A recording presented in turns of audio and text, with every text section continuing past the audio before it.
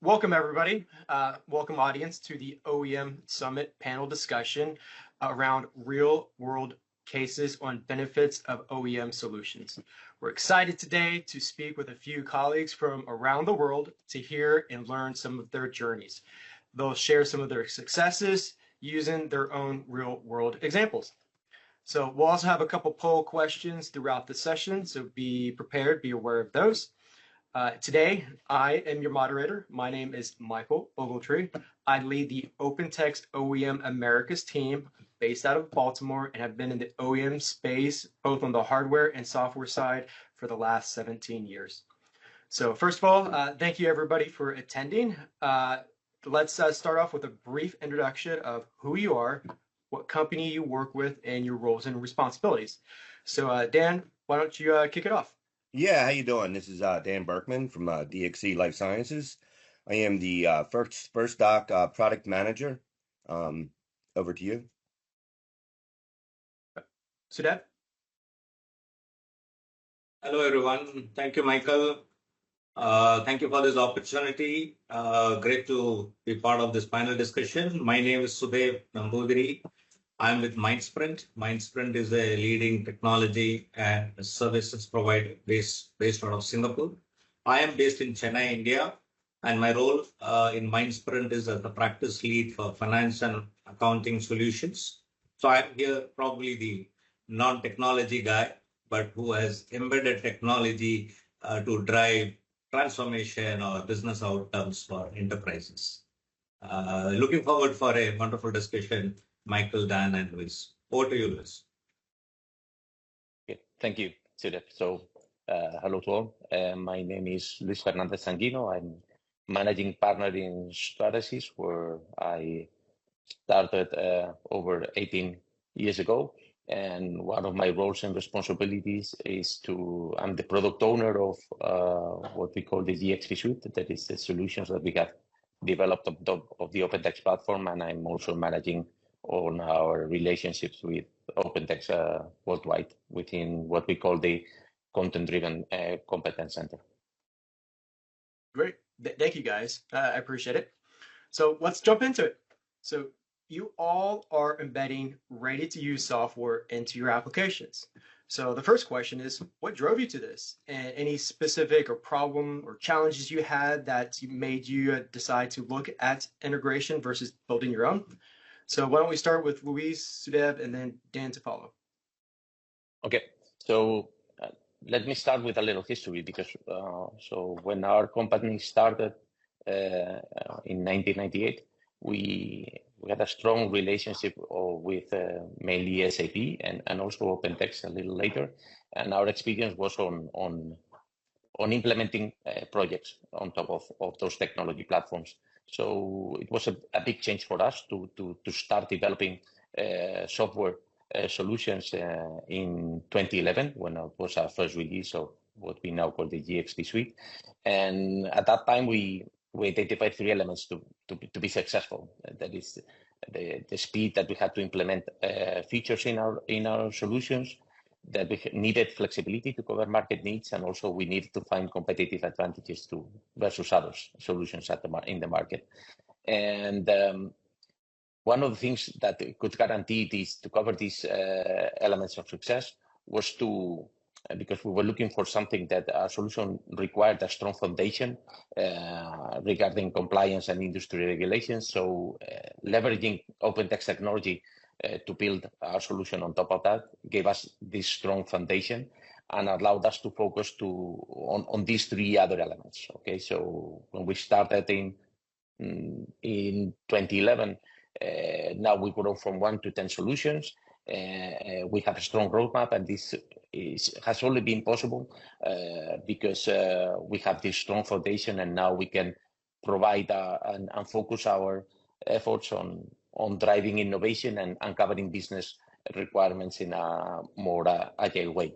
Okay, so speaking about the challenges that we had, mainly one of these was to try to reach markets on a quick pace, so and also be able to develop different solutions or ways of implementing the solution based on the customer needs. And having this strong foundation could allow us to do this better. And also another of the challenges that this way of working allowed us to cover was to be able to focus, because again, we all work with limited resources, and if we focus our resources on bringing innovation and leverage technology to people that have also a strong path of innovation, could allow us to get on a better end result. Great, thank you. Sudev? Yes, I think I agree with Luis also. But for us, I think the biggest challenge, I would say, was how to time to market faster, right? While I think we had a solution which can help us to scale, and it's more a reliable solution. Like I said, I represent from a function perspective, I represent the finance, operations, and taxation. And there has been many challenges which we have seen. If you have to go on our own, it will take a lot of time to customize. So one key driver for us was how to time to market faster. I think that's where I think the solution really helped us. Second, I think developing something in-house, we would have to spend a lot more efforts, whereas having a solution available helped us to focus on solving the business outcomes. I think that was so that it took a lot of our bandwidth in focusing on solving the business challenge rather than doing a lot of R&D and doing a lot of maintenance efforts. The third, I would say, I think the solutions I think we were also looking for is apart from proven capabilities, I think we wanted from a security compliance perspective, we wanted a lot of adherences to it. I think that is one key thing which we're looking for, because certain things which are already proven and working well, it gives a lot more confidence for us to take it forward. I think that is how I think we made a more strategic choice rather than trying to build solutions from scratch. Great. Yeah. Hi, everyone. Dan Berkman. Our story is very similar to Stratesys and Mindsprint. Our journey started over 20 years ago when we built FirstDoc for the first time. Back then, I honestly don't recall the name of the product at the time, so I wasn't involved. But today I'd like to discuss how FirstDoc was built on that foundation of OpenText Documentum, and how our partnership has grown over the years. You know, FirstDoc, as you know, document management system designed. FirstDoc is designed for the regulatory industry, and Documentum Content Server offers that solid foundation, you know, for all our base requirements of an EDMS that's both flexible and customizable. So we're able to take that, right, and prioritize on functionality, like streamlining operations, enhancing user experience, ensuring regulatory compliance, and the management of your company's product portfolio. You know, FirstDoc is a full-fledged EDMS designed for RIM. We offer leading-edge inventory to meet all your R&D and Q&M document requirements, as well as the management of all your trial master files, right? We have a new UI that introduces numerous new features, enabling users to prioritize their workspace. Things like collections and personal libraries provide a really unique way to work with your documents. And we were able to work on all things like that because of that base of, you know, the Documentum. We didn't have to worry about that foundation, that solid foundation that we know, you know, things are going to work right, and we could provide the end user good experience. A couple other new things that we're able to develop. We brought real-time collaboration with Office 365, and we've recently integrated AI capabilities for document generation and document validation, which is huge. You know, beyond the EDMS capabilities, and I've been on the technical side for quite a bit. You know, you may ask why do we choose Documentum Content Server as our foundation? I could tell you, I mean, it offers a wide range of EDMS features, including, you know, a comprehensive object model and content storage, strong user and object level security, a great foundation for workflow processes, extensive library of REST APIs, the list goes on, right? FirstDoc and OpenText, or Documentum at the time, started their journey over 20 years ago, as I mentioned. And we continue to build for the future with the latest technology stack, proven stability and performance, a scalability that meets and is reliable, well-established path for ongoing compliance. Yeah, it's been a great journey, and we're continuing it. Back to you, Michael. Yeah, thanks, guys. And it's great to hear that we have both long-standing relationships and newer relationships as well. So, as I was listening to all three of you kind of share your experiences, a common theme came to mind, and it really using a third-party technology and embedding that allows you to focus on your own core business and solving your customers' challenges versus recreating the wheel. Again, allowing you to focus. So it's great to hear that benefit rang true with all of you. So appreciate it. Moving on. Not everything in the world is rosy and perfect. And there's always going to be challenges. So would you guys mind sharing some of your biggest hurdles that you overcame by opening up and integrating software versus building it? So let's start with Sudev, Dan, and then Luis. Sure. I think I touched upon it in terms of where I think the partnership helped us to time to market, right? And by doing that is we were able to go with ready-made solutions quickly to solve a client problem. In our scenario specifically, again, I will talk about business challenges, right? In any of the client organization, any of the functions, you have a lot of legacy systems. We have our own internal technology stack.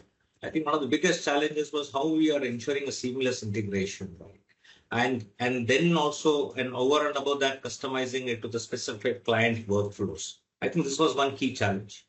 Second, I think was, I would say every client is looking for value delivery. By that, what I mean is how do you balance your license costs with a return on investment, right? I think that's another key challenge I think we were able to mitigate. Third is, I would say change management, because getting our internal teams aligned with a custom built, instead of custom built to an OEM was another aspect we successfully navigated. So I would say these are the three areas. We had challenges, but we were able to mitigate or navigate through these challenges pretty successfully with this partnership.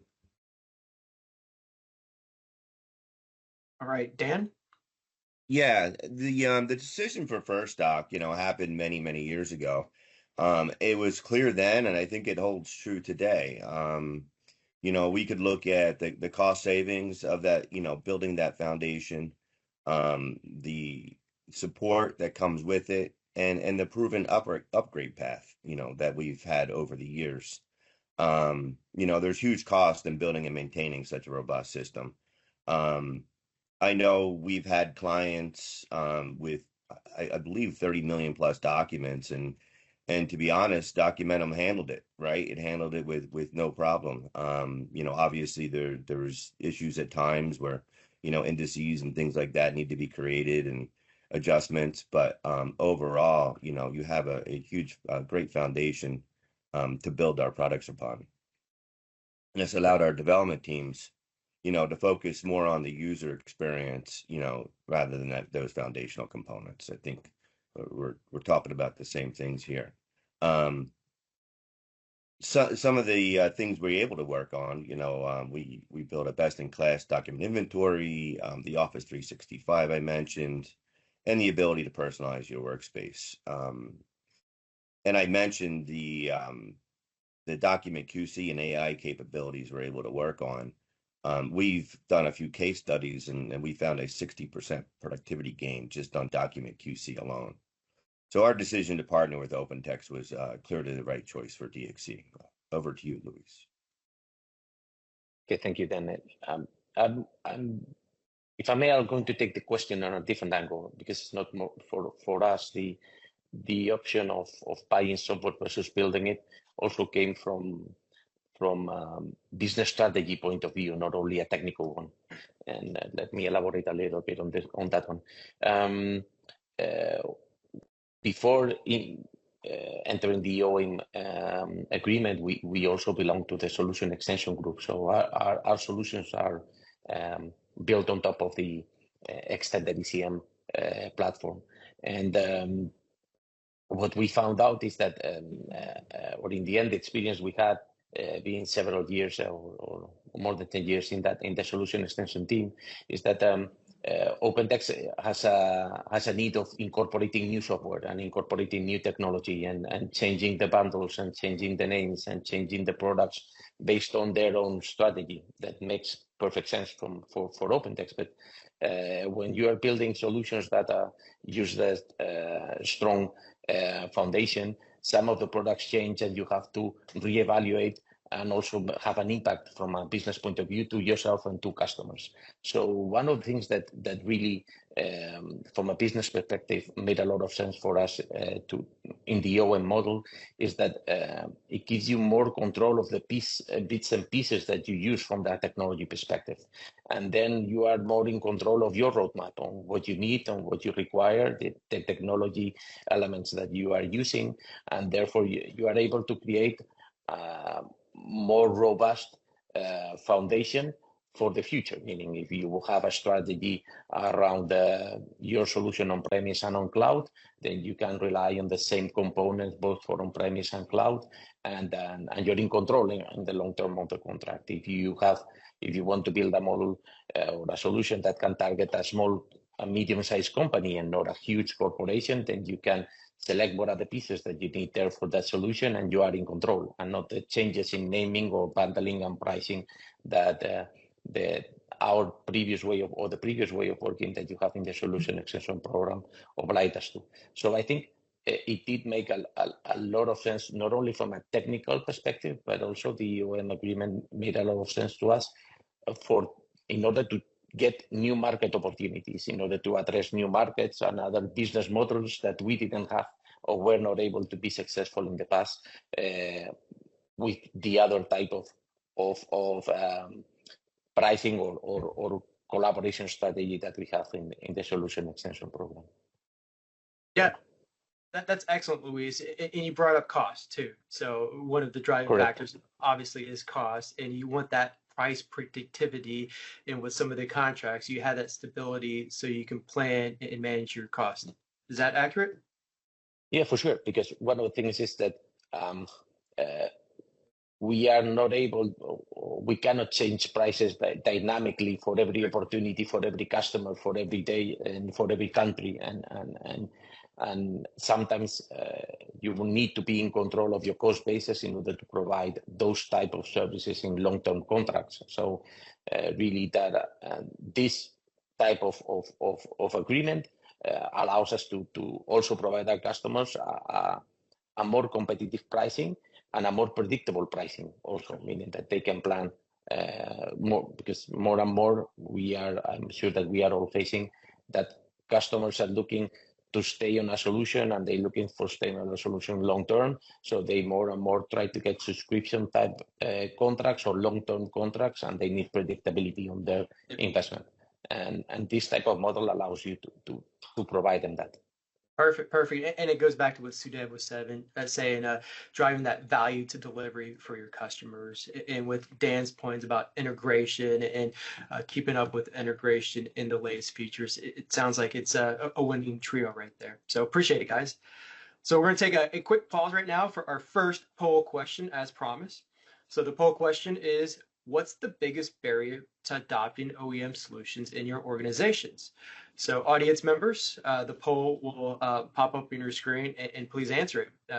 Is it the lack of internal resources to implement, concerns about compatibility and integration, uncertainty about ROI and long-term value, or limited awareness of OEM benefits? Give you a few seconds to answer that, and then we'll jump back in.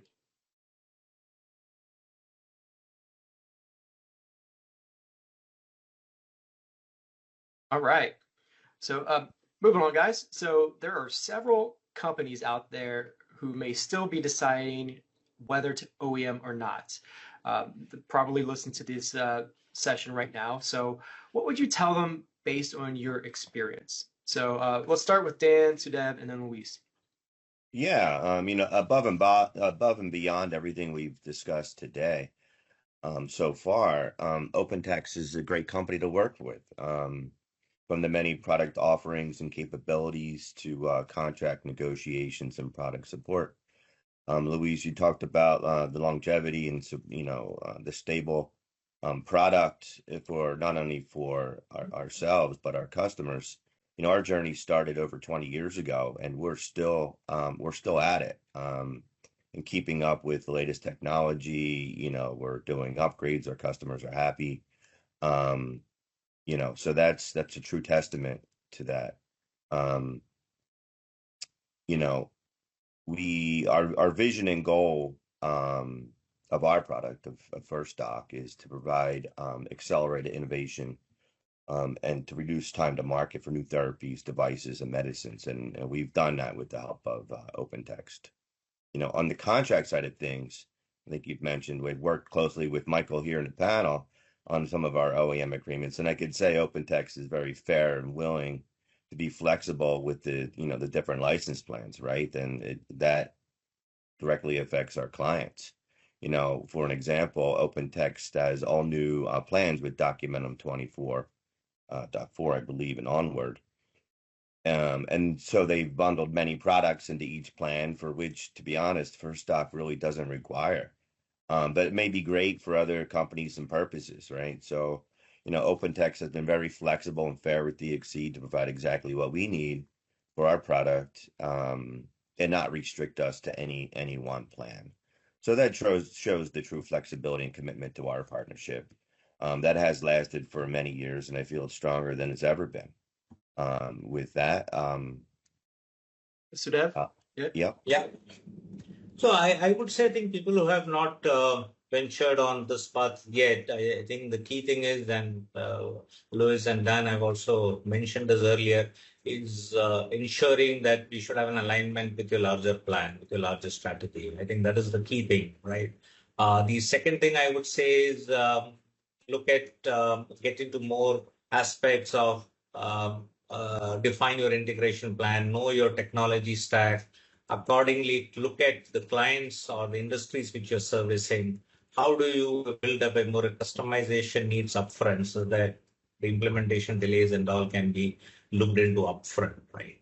But I think the key point, again, probably echoing what Dan mentioned, is about the flexibility part. I think we've at least have, with our experience, we have felt that it gives a lot more flexibility so that we can focus on the core, so that a partner like OpenText brings its own set of expertise and solutions. So I think that is what I would probably advise or recommend is our experience will be is back on your strengths and then also back upon the strengths of your partner like an OpenText.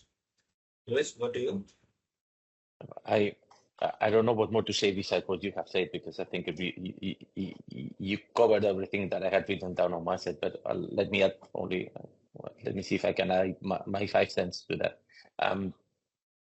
I think it requires a level of maturity, looking at my organization. I think it requires a level of maturity of your team in order to get the most out of the OEM model, to be honest. So you have to really assess what you said to that. What is the maturity of your solution, your market, your teams also, in order to be able to get the most out of it? Because in our experience, the OEM team, we have really felt a partnership relationship. So looking for a win-win situation from a flexibility point of view, for a want of understanding what was your market and also what were your challenges when navigating in the OpenText organization. That is not an easy one, and help you try to get the most out of that. And I also see that for a company, in order to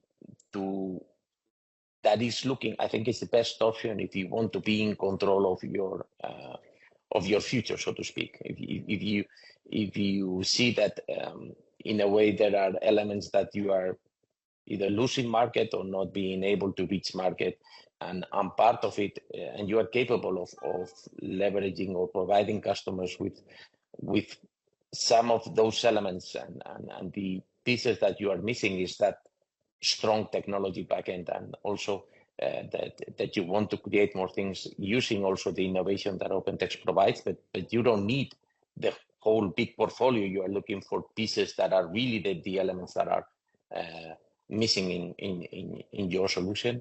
I think that adding that to that is what really could make you identify this model as the one to go for. Yeah, thank you guys. And what I'm hearing is really to understand, know your business, really know your challenges, know your strengths and weaknesses, and if there's a technology gap, to look for a partner that meets your requirements, that offers flexibility, that understands that it's a partnership, and that the technology is being integrated into a larger solution that you guys are bringing to market too. So that's excellent points. I appreciate that. Final poll question time. So audience, again, when considering an OEM partnership, what makes most to your organization? Is it a proven track record and credibility of the partner? Is it flexibility and customization options, or cost effectiveness and ROI? Or is it just plain speed and ease of integration? So go ahead and answer the poll. We'll give it a few seconds.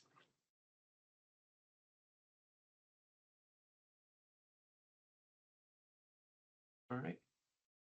Thank you. And we're about at the end of our discussion today. So Luis, Sudev, Dan, I appreciate your time today. I know you guys are at different countries, different continents as well. So thank you for working this into your schedule today. It's very valuable to hear your insights and real world experiences.